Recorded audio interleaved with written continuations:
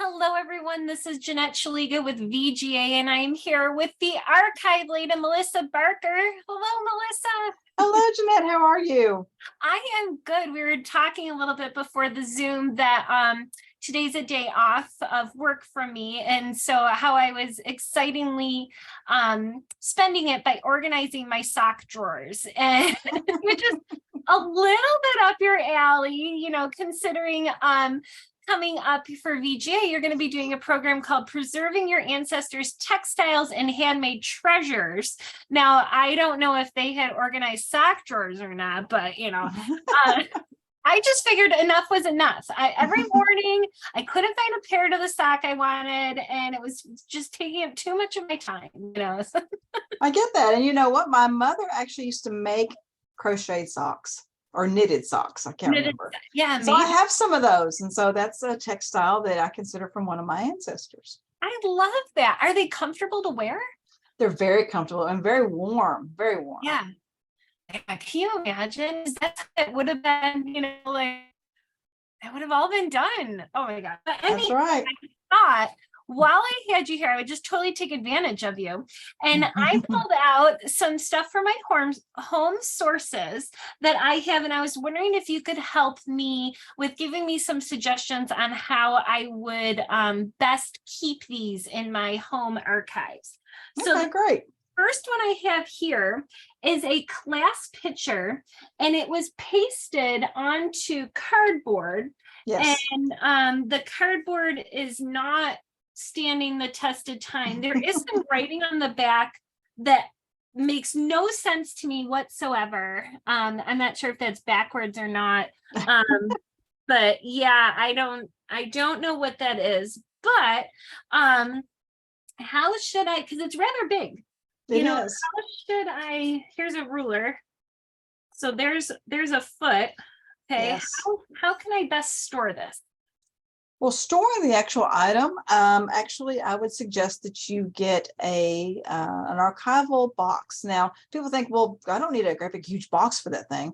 When you look at these archival stores or online, and there's several of them, they make all size of boxes, from little bitty boxes to great big huge boxes. And so you could find a flat box that you could house that in that is pretty much close to its size. Now, if it's a little bit bigger and you don't want it moving around, I would encourage you to just get some archival tissue paper and kind of crumple it up and put it in there so it doesn't move around.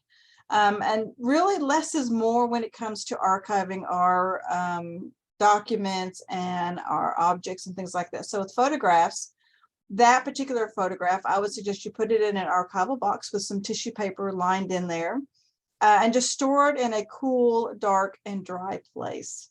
Now, also what I would encourage, and I do encourage genealogists to do this all the time, is to digitize it. Because you never know what might could happen to it.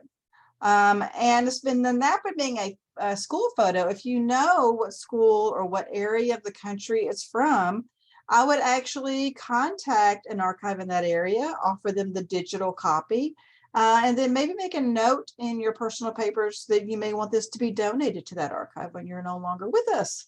Because our treasures need to have a home after we're not here, because our children, our grandchildren, they may not see as important. And so I could encourage genealogists to make plans now. And if you can get yourself to let go of them now, to kind of, donate them now so that they go to a right place. But just a simple archival box, tissue paper, and storing it properly is actually the most important, in a cool, dark, and dry place. Now, with the archival box, can I store, if I put tissue paper in between, can I store multiple photographs in the same box? You can. I would not encourage you to put a lot of photographs on top of each other, because the weight could actually damage them.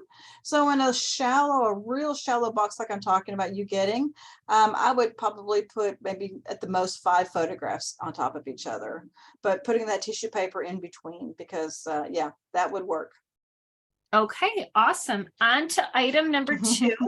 This is kind of like Archives Roadshow. I know, I love it. I have here a box of letters that my grandfather wrote home during World War II.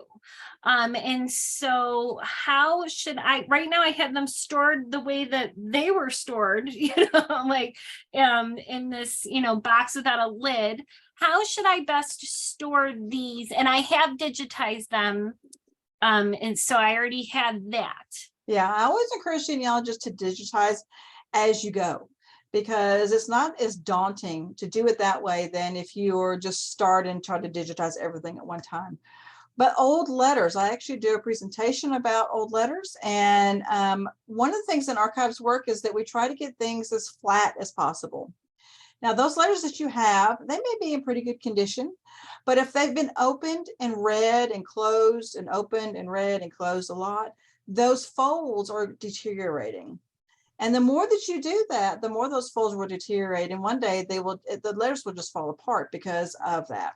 And so that's why we encourage people to flatten those kinds of letters, put them in a sleeve, an archival sleeve. They may be a document sleeve, or they may be called L sleeves. This is where they're open on two sides. They're called L sleeves.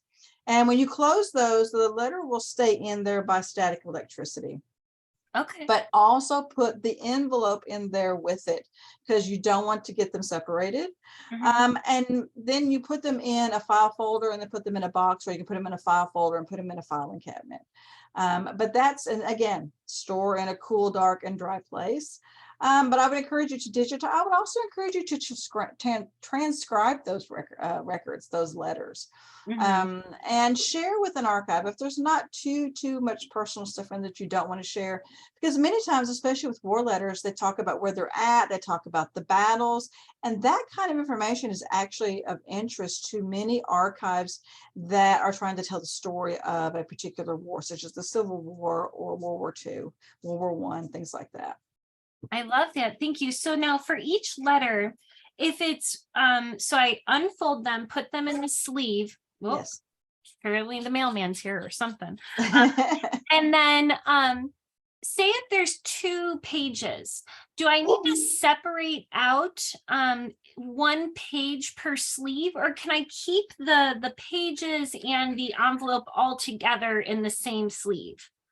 You can't keep it all in the same sleeve. If you're worried about them getting away from each other, like if you have 2 or 3 pages and you're afraid of losing one, or you can actually put one page, back to front, and then use as many sleeves as you want. Either way is fine. Now, I also wanted to mention the box that you have those in. I would also keep that, because that's an artifact. I mean, I don't know how old the box is, but that's where those letters have been homed. Look, and it's probably very old. It looks like something from the 40s, actually. Yeah, it says Betty Dix's Incomparable Candies, Jamestown, New York. And it says half-pound net weight made with sugar, corn syrup. There was chocolates in here, or some sort of candy. So that box is part of that history as well. And so I would archive that with the letters and put a note in there that this is what they had been stored in. I love that. Okay, and my third and final for today of, taking advantage of you is I have these papered rolls that were family tree put on like at a reunion, where people kind of added on the children and everything like that. The paper itself it's glossy on the back and not on the written side. How can I best store this long piece of paper? Like you heard me say this, archivists, we like to store everything as flat as possible. That's going to be a very, very long thing to store. So one thing, I would encourage you to digitize it. I would encourage you to glean all of the information off of it and put it into your genealogical records, whether that is an online tree or you have a own database on your computer. And preserve that aspect of it. And then I would encourage you to get an archival tube. They actually make archival tubes, like you get to mail things in the mail, and store it in there. One thing that I would encourage you to do is I would encourage you to roll it out and take some archival tissue paper and lay it on there, and then roll it up with the archival tissue paper. That makes sense. That way it's not touching itself. in Mhm. case it comes in contact with humidity and the writing or things starts to bleed, and it won't bleed on itself. But yeah, in that case, it is perfectly fine to keep it rolled. I would not roll it very tight, and I would not put rubber bands or anything around it.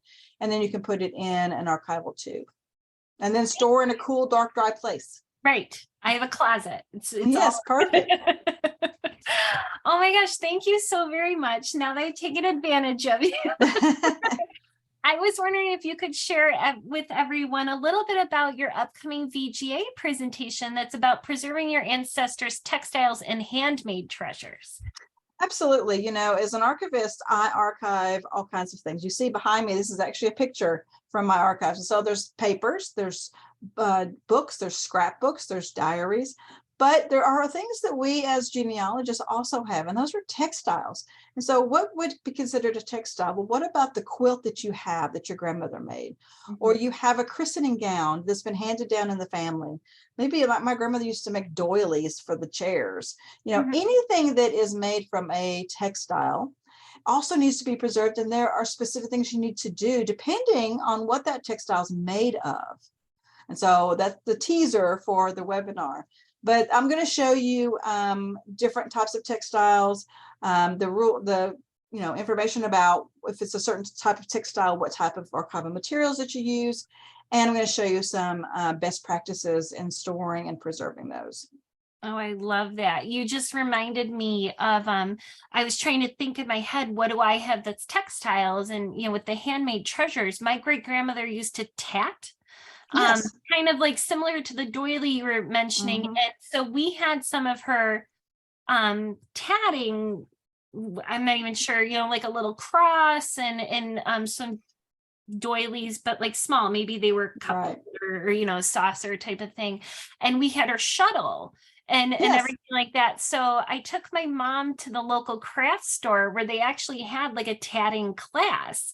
And she was so frustrated by the whole thing. She's like, well, now I understand why this is a lost art. Like it was so intricate, of It all is. the little and everything. And so I think we made a little shadow box where we had some of great grandmother's ones and then Right. shuttle in it and everything like that. So this is fascinating and I'm so excited to learn about this coming up soon. So thank you, Melissa. You are amazing as always. And I'm certain that everybody at VGA is going to be looking forward to your presentation. Oh, I'm looking forward to giving it. And thank you so much for having me. And I think it's going to be great because as genealogists, I think we really need to look more at our artifacts, our family artifacts, and how to preserve those for future generations. Yes, all in what you said. Thank you so much. Thank you, Jeanette.